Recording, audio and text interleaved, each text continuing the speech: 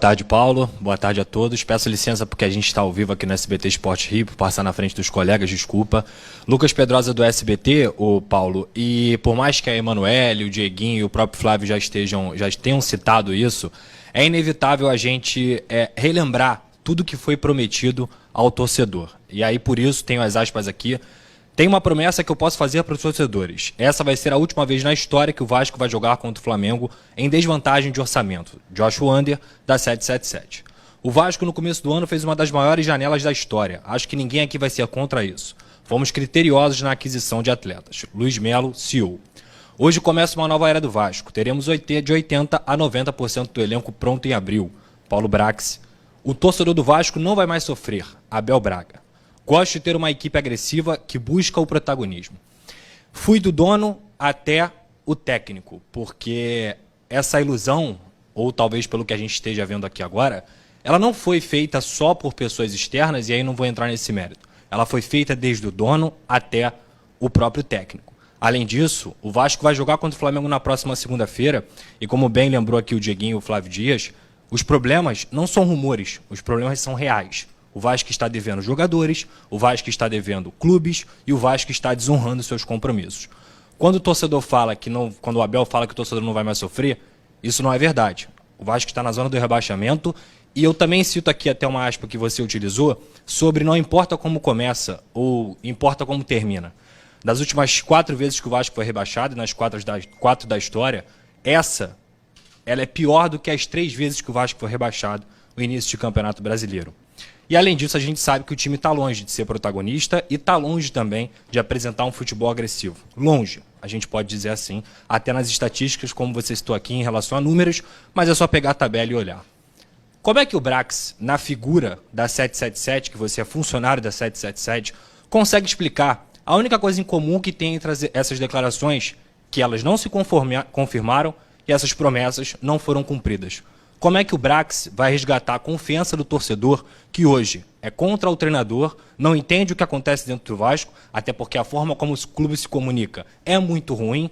Como se resgata a confiança? Qual é a solução do Vasco da Gama para o torcedor? Obrigado. Bom, vamos lá. Pedrosa, eu não posso entrar nas frases que você citou. Salvo a minha.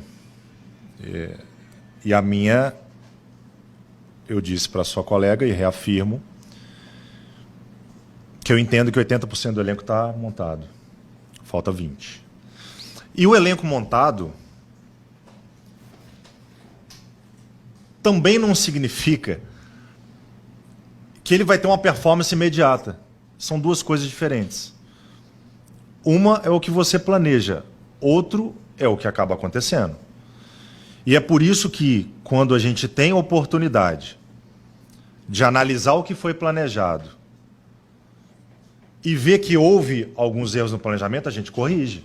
Eu acho que essa que é a inteligência mínima que se espera de quem tem um objetivo dentro do clube. Isso vai ser feito. Isso já está sendo feito. Eu não posso entrar nessas promessas, até porque a minha era uma promessa de número e esse número ele está cumprido, mas a promessa de ser um time competitivo e de ter um ano sólido, a gente tem tempo para poder apresentar para o torcedor. A gente tem tempo para isso. A análise desse ano, comparativamente a outros, nos serve de mais alerta ainda. Não quero fazer fantasma nenhum, não quero trazer fantasma nenhum para cá. Mas vamos pegar isso como mais um alerta para a gente. Vamos pegar isso como mais um item para a gente trabalhar mais, para evitar que aconteça o que aconteceu nos outros anos. Porque o número frio, ele pode, se a gente pegar o campeonato do ano passado, nesse momento, não necessariamente os 4 que estavam ali embaixo terminaram lá embaixo. No ano anterior, não necessariamente os 4 que estavam nas últimas colocações, na 8ª rodada, terminaram na última colocação. O que a gente vai fazer e o que a gente vai dizer ao torcedor do Vasco é que a gente quer que ele veja um Vasco diferente, colhendo resultados diferentes, colhendo performance diferente, com os jogadores que estão aqui, com mudanças que a gente pode fazer internamente da forma de jogar, o quanto antes. Dependesse só da minha vontade, já estava feito. Se dependesse só da minha caneta ou da minha cabeça, estava feito. Só que é um processo complexo de resgate àquilo que a gente planejou fazer, que a gente até conseguiu, e é ruim falar isso agora, porque hoje em dia, e não estou dizendo que você fez isso, os olhares são mais para o que foi feito ruim, não pelo bom. Mas a gente fez bons jogos no campeonato, nesses 8 jogos. A gente começa o campeonato com um resultado importante. Então a gente tem coisas boas que a gente tem que potencializar. E a gente tem que corrigir o que a gente identificou já de ruim. Os salários dos atletas estão em dia. Tá? Em relação às dívidas, em relação às inadimplências, eu não sou a pessoa adequada para falar. Mas a gente tem hoje um controle aqui interno de elenco que os salários hoje eles estão em dia. E é uma exigência que foi feita internamente desde que se iniciou o trabalho ano passado, que a gente não tivesse atraso nos salários dos atletas, porque era algo recorrente em outros anos, por motivos diversos, no Vasco. Você quer fazer? Vai lá. Mas você, como um cara que está dentro do processo, que faz parte da 77, que participa de reuniões, alguém vai vir aqui responder para o torcedor o que está acontecendo? E tem uma que eu preciso te corrigir. Eu não sou funcionário da 777, sou funcionário do Vasco, tá? A 777, até tinha esquecido de anotar isso aqui. Porque tem pessoas que fazem essa confusão. Foi bom você ter citado. Eu sou contratado dentro de um processo da 777.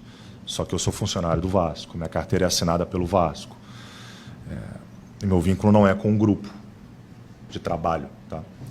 Não posso te responder a respeito de comunicação do clube se alguém vai vir aqui falar em nome da 777 ou em nome de outras pastas. Eu me dispus a vir aqui, já desde a semana passada, para falar tudo que a torcida precisa ouvir sobre futebol.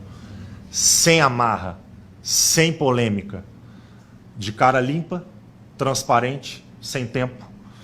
E acredito que é uma obrigação falar com o torcedor do Vasco sobre o futebol do Vasco hoje.